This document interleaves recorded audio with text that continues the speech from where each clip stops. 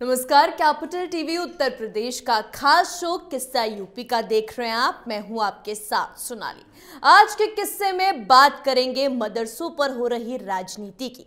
उत्तर प्रदेश की योगी सरकार के मदरसों को लेकर चलाए गए सर्वे को लेकर सियासी बयानबाजी अब तेज हो गई है।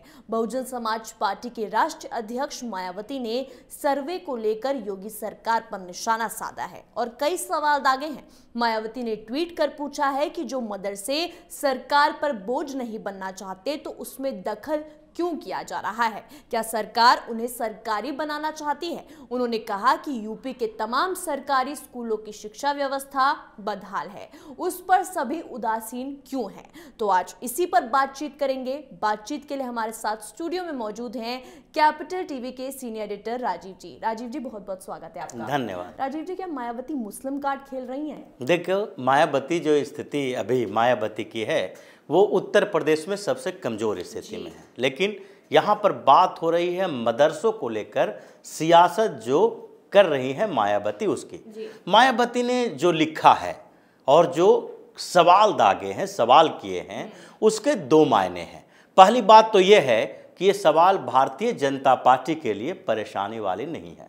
ये सवाल परेशानी पैदा कर रहा है वो अखिलेश यादव के लिए, क्योंकि इसके राजनीतिक मायने दूसरे हैं और अभी जो चल रहा है मदरसों के ऊपर सियासत उसके मायने दूसरे हैं। पहली बात देखें कि उन्होंने जो कहा है उसका मतलब क्या है। उन्होंने बोला है कि मदरसा जो सरकारी अनुदान से नहीं चल रहे हैं, जिनकी फंडिंग अपनी हो रही है, क्या सरकार उसे सरकारी बनाना चाहती है। अब ये सवाल इतना बड़ा है कि मायावती को समझना चाहिए इस बात के लिए कि सरकारी अनुदान से चलना और निजी तरीके से चलना ये दोनों अलग बात है, और किस तरीके के फंड मिल रहे हैं, कैसे निजी तरीके से चल रहा है, ये दूसरी बात है। जहाँ तक मदरसों की बात है तो वो मदरसे निजी फंड से चल रहे हैं, लेकिन उसमें तैयार क्या किया जा रहा है। क्या किसी निजी संस्थान को ये अधिकार मिल जाता है कि देश में विभाजनकारी ताकतों को बढ़ावा दे? क्या देश में माहौल खराब करने की स्थिति पैदा करने के लिए लोग तैयार करें? उस संस्थान को ये अधिकार नहीं दिया जा सकता, और उसमें भी अगर वो संस्थान शैक्षणिक हो तो ये बड़ा महत्वपूर्ण मामला सरकार के लिए हो जाता है, क्योंकि शिक्षा सिर्फ वर्तमान के लिए नहीं भविष्य के लिए भी होता है। और शिक्षा जो शैक्षणिक संस्थान है वो व्यक्ति के निर्माण करते हैं, यानी कि उसके व्यक्तित्व विचारधारा सबका निर्माण करने के लिए शैक्षणिक संस्थानों की जिम्मेदारी होती है।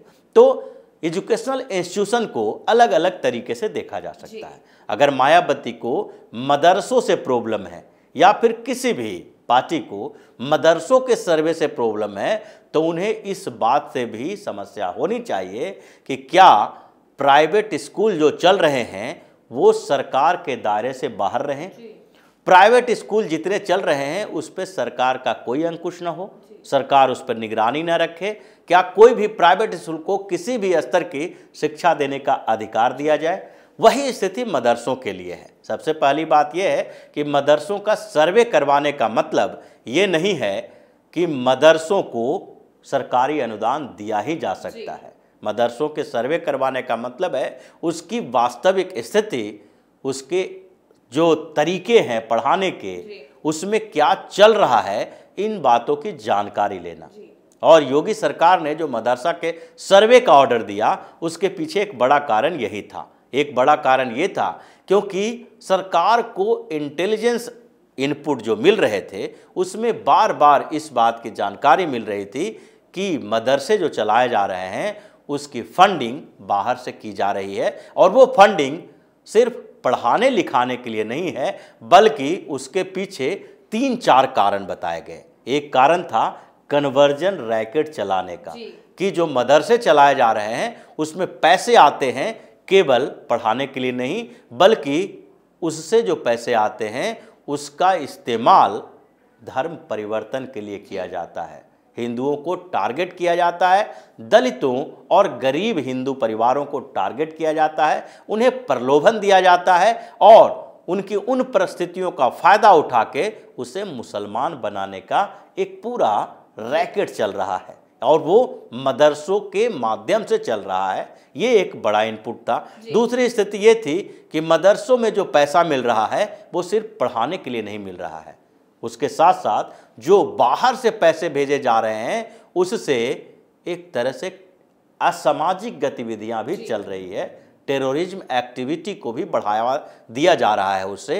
और तीसरे स्तर पर जो पैसे दिए जा रहे हैं, जो फंडिंग हो रही है उसमें साफ तौर पर कहा जा रहा है कि ऐसे युवा भी तैयार करने हैं जो आतंकी संगठनों के लिए असेट का काम करे। और असेट का काम कैसे करेगा? क्योंकि उन बच्चों का पूरा माइंड वॉश किया जाता है, सिर्फ धार्मिक शिक्षा दी जाती है और उस धार्मिक शिक्षा के आधार पर उनके दिमाग से खेला जाता है कि हिंदुस्तान में मुसलमानों को परेशान किया जा रहा है, यहाँ पर अगर मुसलमानों के अधिकारों के लिए लड़ना है तो तुम लोगों को तैयार होना पड़ेगा हथियार लेकर। ये जो मानसिकता कुछ मदरसों में चलाई जा रही है तो वो एक तरह से आतंकवाद की फैक्ट्री तैयार हो रहा है। तब ऐसे में वो मदरसा सरकारी अनुदान से चल रहा हो या फिर किसी निजी फंड से पैसे से चल रहा हो, सरकार की नज़र उसके ऊपर रखनी है। और इसीलिए मदरसों का सर्वे करवाया गया जिसमें सामने में दिखाई पड़ रहा है कि 7,500 मदरसे जो हैं वो रजिस्ट्रेशन के बिना चलाए जा रहे हैं। यहाँ तक कि देवबंद, यहाँ तक कि दारुल उलूम के बारे में भी ये पता चला कि ये सोसाइटी एक्ट के तहत रजिस्टर्ड तो है लेकिन इसने मदरसा बोर्ड में भी अपना रजिस्ट्रेशन नहीं कराया है, यानी जो एजुकेशन इंस्टीट्यूशन होने के कारण उनको जो मान्यताएं मिलनी चाहिए वो उनके पास नहीं है। वो फर्जी तरीके से अपने आप को एक यूनिवर्सिटी की तरह पेश कर दिया है और उस यूनिवर्सिटी के अंतर्गत 4500 के करीब मदरसे चलाए जा रहे हैं। तो ये जो फर्जीवाड़ा चल रहा था उसको बाहर लाने के लिए, उसके खिलाफ अभियान चलाने के लिए, उसे बंद करवाने के लिए ये सर्वे करवाया गया। ये मायावती को समझना चाहिए। लेकिन दूसरे स्तर पर है अब मायावती का जो पॉलिटिकल एजेंडा है, जो अभी मायावती कुछ समय से पूरी तरह से कंफ्यूज्ड हो गई हैं। पिछले विधानसभा चुनाव के समय में उन्होंने इसी कंफ्यूजन में मुसलमानों को ज़्यादा से ज़्यादा टिकट दिया। उनको लग रहा था कि यहाँ पर दो तरह की विचारधारा चल रही है और दो तरह के वोटर भी हैं, एक जो बीजेपी के साथ हैं, दूसरे जो बीजेपी के खिलाफ हैं। तो वो बीजेपी के साथ जो वोटर हैं उस वोट बैंक में उन लोगों के सामने ये नहीं जा सकती हैं, न बीजेपी को कंपीट कर सकती हैं। अब दूसरा वोटर है जो बीजेपी के खिलाफ है। तो बीजेपी के खिलाफ वोटर में कुछ जो ऐसे लोग हैं वो बीजेपी से नफरत नहीं करते बल्कि बीजेपी को सपोर्ट नहीं करते। वो उनका सपोर्ट है जो किसी अलग कारणों से दूसरी पार्टियों को है। कुछ कांग्रेस को सपोर्ट कर सकते हैं तो कुछ जातीय आधार पर बनी राजनीतिक पार्टियों के, जैसे अखिलेश यादव का अपना वोट आधार है, अपने जमीनी आधार जो है उसमें से कुछ जो उत्तर प्रदेश के यादव हैं उसमें 80% उनको सपोर्ट तो करते हैं, उनको वोट भी देते हैं, लेकिन इसका मतलब ये नहीं है कि वो भारतीय जनता पार्टी से नफरत करते हैं, उनके खिलाफ ही वोट करेंगे। तो ऐसे में जो एंटी बीजेपी वोट है उसमें मायावती को भी अपनी हिस्सेदारी चाहिए, अपने वोट आधार को छोड़कर। अब उसमें हिस्सेदारी के लिए एक कॉमन जो सबसे बड़ा समुदाय है वो है मुसलमान। उनको लगता है कि मुसलमानों को तवज्जो दें ताकि सपा, बसपा और कांग्रेस के बीच मुस्लिम वोटों का जो बंटवारा हुआ है उसमें हमारी हिस्सेदारी ज़्यादा हो। विधानसभा चुनाव के समय उन्होंने ऐसा ही किया, मुसलमानों को खुश करने के लिए ज़्यादा से ज़्यादा 60-70 से ज़्यादा सीटें मुसलमानों को दी थी, मुसलमान कैंडिडेट खड़ा किए थे वहाँ से। लेकिन स्थितियाँ क्या हुई? क्योंकि जो दो बातें हुई है एंटी बीजेपी और बीजेपी वाले वोट में, एंटी बीजेपी वोट में एक ही वर्ग ऐसा है जो सिर्फ और सिर्फ बीजेपी का विरोध नहीं करता बल्कि उससे नफरत करता है, और ये है मुस्लिम। ये लोग कभी भी भारतीय जनता पार्टी के पास आसपास भी नहीं जा सकते हैं। और उनका वोटिंग का जो पैटर्न इस बीच देखा जा रहा है 2014 के बाद, वो है टैक्टिकल वोटिंग। वो उन्हीं पार्टियों को वोट देते हैं जो पार्टी भारतीय जनता पार्टी के लिए चुनौती बनती है। हर स्टेट में ऐसा देखा जाता है, चाहे दिल्ली हो, पश्चिम बंगाल हो, महाराष्ट्र हो, या साउथ के किसी स्टेट में हो, या फिर उत्तर प्रदेश हो।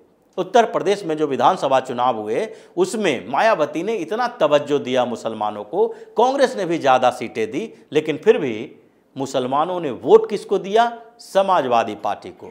जो CSDS का सर्वे आया है उसमें भी ये बात बताई गई है, वो रिपोर्ट है, डाटा है इसका, कि 90% के आसपास, 85% प्लस जो मुस्लिमों का वोट है वो समाजवादी पार्टी को गया, क्योंकि सबको ये लग रहा था कि समाजवादी पार्टी भारतीय जनता पार्टी के लिए चुनौती बन सकती है। यहां तक कि जो प्योर मुस्लिमों की राजनीति करने वाली पार्टी है असदुद्दीन ओवैसी की, वो पार्टी भी मुस्लिमों को अपने तरफ अट्रैक्ट नहीं कर पाई।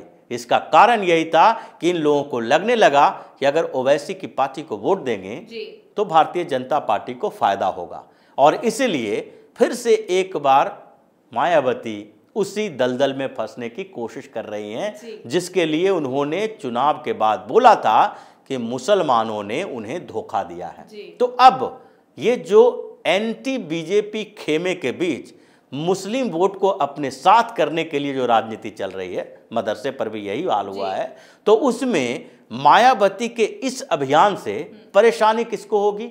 परेशानी होगी अखिलेश यादव को। अखिलेश यादव को लगना चाहिए कि मायावती हमारे ही लोगों के साथ, हमारे ही जो हमारा वोटर है, हमारे समर्थक हैं, उन लोगों के साथ हमदर्दी दिखा के अब हमारे ही लोगों को अपने साथ खींच रही है। तो इसलिए मदरसा सर्वे पर जितनी भी राजनीति हो रही है उसके पीछे मकसद सिर्फ मुस्लिम तुष्टीकरण है, और वो मकसद अब पूरा होने वाला नहीं है, क्योंकि मुसलमानों के तुष्टीकरण से अब न स्टेट की राजनीति चलेगी न देश की राजनीति चलेगी। बहुत बहुत धन्यवाद राजीव जी बातचीत के लिए। धन्यवाद। उत्तर प्रदेश के मुख्यमंत्री योगी आदित्यनाथ के दिशा निर्देशन पर राज्य के सभी जनपदों में मदरसों के सर्वे को लेकर 11 बिंदुओं की जांच करने का आदेश आला अधिकारियों को दिए गए थे। सभी मदरसों का सर्वे अब पूरा हो चुका है। प्रदेश भर में हुए सर्वे में करीब 7,500 अवैध मदरसों को चिन्हित किया गया है। मदरसों के सर्वे पर राजनीति गरमाती जा रही है। आज के हमारे शो किस्सा यूपी का में इतना ही। कल एक बार फिर एक अहम किस्से के साथ हाजिर होंगे। तब तक के लिए देखते रहिए कैपिटल टीवी उत्तर प्रदेश। नमस्कार।